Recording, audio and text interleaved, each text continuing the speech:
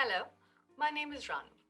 In this video, I will tell you how you can extend your house using permitted development in England. What is permitted development? These are a set of rules set by the government which allow you to extend, increase, and alter your house without the need to apply for a formal planning permission to your local council. So that's one less pain in the neck for your renovation project. But listen to the experienced professionals when they ask you to take permission, seek prior approval, or obtain a lawful development certificate for your extension before you start construction. Even if you think that your extension is part of the permitted development guidelines. Why? This will reduce your headache when you are selling your house because you will have all the correct papers to hand. It will remove any anxious communications with your local council in case one of your alert neighbors has complained to them about your extension. And most of all, it will keep you above board and legal at all times. I shall abbreviate permitted development to PD for ease of talking. And in this video, I will cover how you can extend on the side of your detached or semi-detached house under PD rules, and how you can extend on the side on the ground floor level as well as the first floor level. So this is the topic for today, permitted development rights for householders, and we are covering detached and semi-detached houses.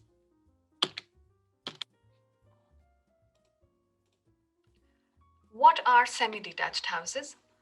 They share one wall with the next house. So if you look on the screen at this photograph here, across this red line that I'm drawing, this house on the right and this house on the left, they share their common wall with only one house. On the other side, both these houses are not attached to any other house, and hence they are called semi-detached. What are detached houses? They stand alone, untouched by any neighboring house walls. I like to think of them as a no strings attached relationship. If you look at this house here, it's not attached to anything on this side, on the other side, at the back, or the front. So it's a standalone thing. Now that you're sure of what type of house your property is, and you have quickly scanned the type of relationship you are in, there are some other conditions attached to your house that you need to be clear about. Please check that your house is not a part of any of these conditions that have just bounced on your screen. Your house should not be a listed building. Your house should not lie on Article 2 land, which are areas of outstanding natural beauty. No dearth of these in this country, or conservation zones or protected habitats. Your house should not have an Article 4 direction implemented on it, which will restrict any alterations under PD rules. Your house should not have been converted from some other previous different use, and neither should it be a new dwelling. And most of all, your house should be a house, which means it should not be a flat and it should not be a maisonette. Check all the three headings in the orange semicircle on the top of your screen before you listen to me further. Now we'll start with the side extension to your detached or semi-detached house on the ground floor level. We always recommend that you apply for a prior approval or a lawful development certificate, which has been abbreviated to LDC on your screen here, LDC. Now, the extension width, the width of your extension can only be up to half the width of the original house. What is meant by the original house? This is the way your house was built on or after July the 1st, 1948. So if your original house wall is 10 meters wide, the wall of your house that faces the street or the road, then your side extension cannot be more than 5 meters in width. You can only cover half the area of the land around the original house as part of your extensions, and these extensions should include your rear extension, your side extension, and any other outbuilding or like for a gym or an office, or even a B&Q like shed that you already have on the site or you propose to have on your site. Let's talk in numbers. If your surrounding land around your original house is 100 square meters, the area of all your extensions combined along with your sheds and outbuildings should not be more than 50 square meters. Now let's talk about the setting out or the location of your side extension. Let's look at this in a diagram. So look at this picture at the bottom right of your screen. This black box is the boundary wall of your house. This blue box here is your house as it was constructed originally.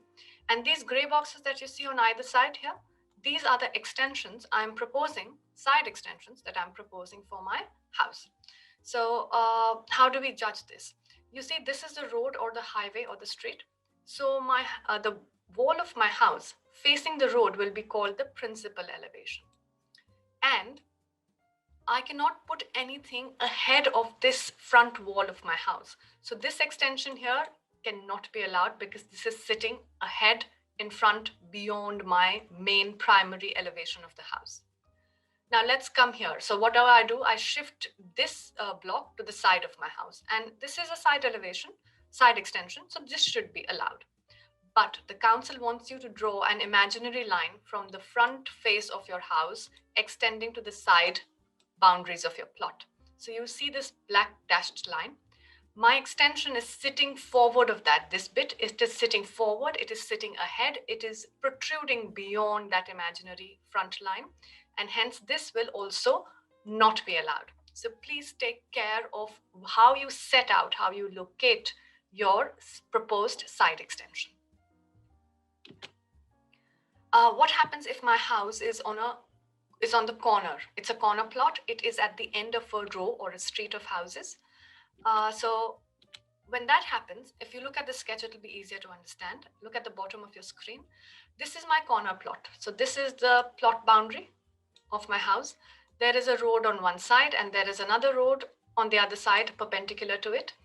Now, we already discussed that I cannot, this is my original house, by the way, the box in blue, and I'm trying to add these three side extensions that you can see in gray boxes.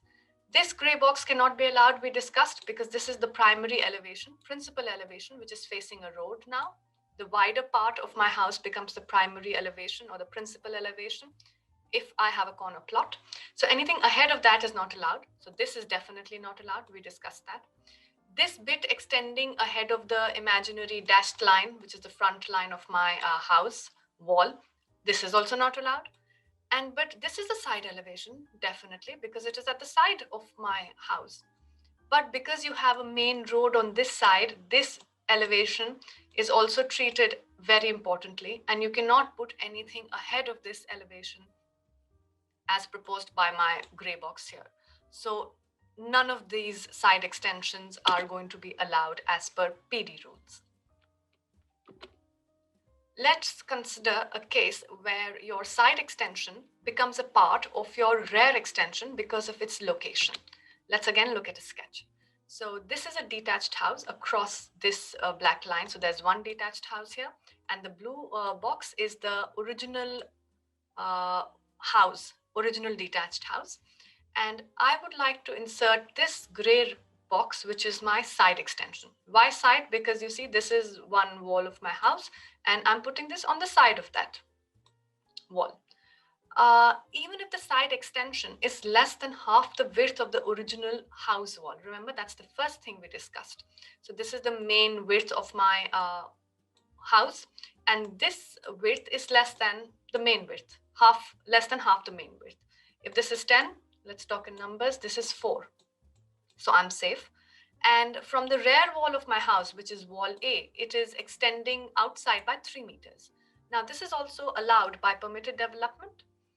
But please notice that from the back wall B, the rear wall B of my house, this extension is extending by more than 6 meters, and hence this is not allowed under permitted development rules. I will have to apply for a formal planning permission to the council. Now let's talk about the height of my extension, which includes the roofs. How high can your roofs be? The maximum roof height of your extension cannot be higher than the highest part of your roof. And within a 2-meter boundary of your plot of your house, the height of your extension cannot be more than 3 meters at any point in that area. Let's try and understand this using two very typical roofs that we use, a flat roof and a sloping roof. So what happens if it is a flat roof? The height of your flat roof should be 3 meters and no more. Look at the sketch here. This blue wall is your existing side wall of your house. This gray box is the side extension that I want to add. So the height of the top of the flat roof here, so you look at this black arrow here. So this height from the closest ground level next to my side extension cannot be more than 3 meters. What if I have a sloping roof?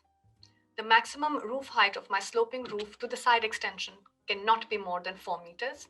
Look at the sketch at the bottom of your screen. This blue wall is the side wall of my main house.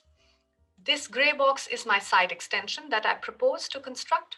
And this sloping red wall, inclined red wall, is the sloping roof to my side extension. This point at the highest point of the roof should not be more than 4 meters. And this, the lowest point or the eaves of my sloping roof, distance measure from the top of the roof to the nearest ground level, this black arrow that you see, this should not be more than 3 meters. So as a thumb rule, if the council tells you maximum 3 meters, you should design for 2.95 meters and stay on the safe side. Another landscaping or garden issue that is often overlooked is that you cannot have a patio that is raised above 1 foot or 30 centimeters or 300 millimeters from the surrounding ground level.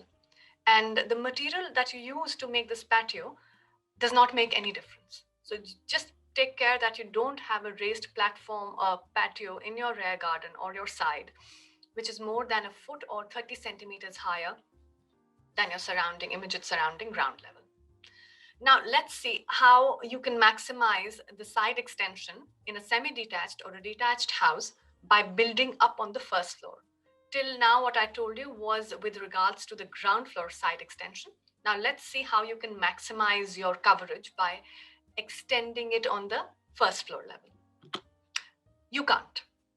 All side extensions of more than 1 story will require a householder planning permission from your local council. These are not allowed under permitted development. Please get an architect or a designer to help you with this planning permission if you can. So this was all you can extend on the ground at the side of your detached or semi-detached house. Remember, your house should not form a part of the list that I showed you in the third slide. Keep all of these points in mind, and for a detailed understanding, go to the planning website, the link for which I will give in the description box below the video. Have a thorough look on the planning website, or ask your architect or designer, who should have a very good idea of how and what you can do to improve your house. In my other videos, I have covered how you can extend other types of properties at the back, at the side, and the roof level. If you have a specific question, you can email me on my email given in the description box below this video. If you are ambitious and you want to add more than what is allowed under permitted development, then you can submit a planning application to your local council and they will let you know what you can do. I would advise you to get the assistance of an architect or a designer in this process. Till I see you again, if you do not have a designer working with you, then by all means, let your imagination run wild and stay assured that your council will tame it for you. Thank you.